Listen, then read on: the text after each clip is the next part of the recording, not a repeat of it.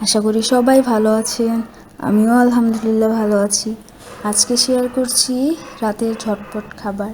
যেহেতু সন্ধ্যা থেকে বৃষ্টি হচ্ছিল, তাই ওয়েদারটা ছিল অনেক ঠান্ডা আর অনেক ক্ষুধাও লেগে গেছিলো, কিন্তু রান্না করতে একদমই ইচ্ছে হচ্ছিল না। কিন্তু পেট কি আর সে কথা মানে বলুন? কি রান্না করব ভাবতে লাগলাম। তারপর ভাবতে ভাবতে মাথায় চলে এসেছিল আর খিচুড়ি খাওয়ার অনেক ক্রেভিংস হচ্ছিল।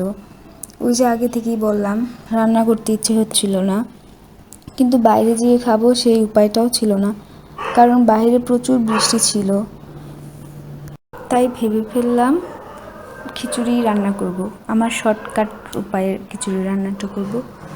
তারপর এই তো খিচুড়ির চাল নিয়ে নিয়েছি। খিচুড়ির চালের সাথে মসুরের ডাল আর বুটের ডাল দিয়ে দিয়েছি। খিচুড়ির সাথে যত ডাল হয় ততই কিন্তু খেতে ভালো লাগে, আমার খুবই পছন্দ। তারপর তো আমি রান্নার কাজে লেগে পড়েছি। আমি সব কিছু মেখে ছেঁকে রাইস কুকারে বসিয়ে দিচ্ছি। তারপর এটা আমি আসলে ভুনা খিচুড়ি করব না, এটা আমি ল্যাটকা খিচুড়ি টাইপের করব। ল্যাটকা খিচুড়িটা খেতে কিন্তু বেশি ভালো লাগে, বিশেষ করে বৃষ্টির দিনে। আপনাদের কার কেমন লাগে জানি না, আমি কিন্তু ল্যাটকা খিচুড়িটাই বেশি পছন্দ করি। তারপরে আমার মাথায় আসলো যে দুপুরে তো খাসি মাংস বেঁচে গিয়েছে, তো সেটাও আমি দিয়ে দিলাম।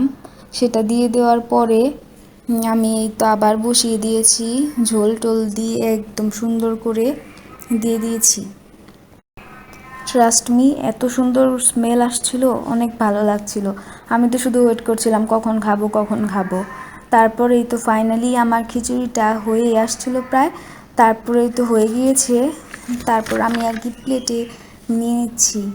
বাইরে বৃষ্টি আর এদিকে আমি গরম খিচুড়ি বেড়ে বেড়ে